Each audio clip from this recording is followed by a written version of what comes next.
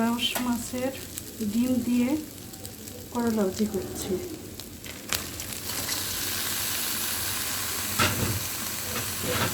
এভাবে তোমরা রান্না করে খেয়ে দেখো, ভাজি করে দেখো।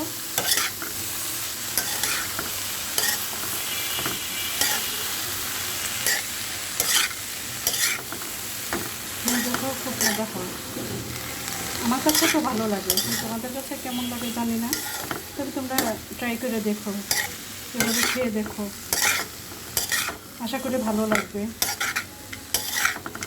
কেমন হয়েছে বন্ধুরা সবাই কমেন্টস করো।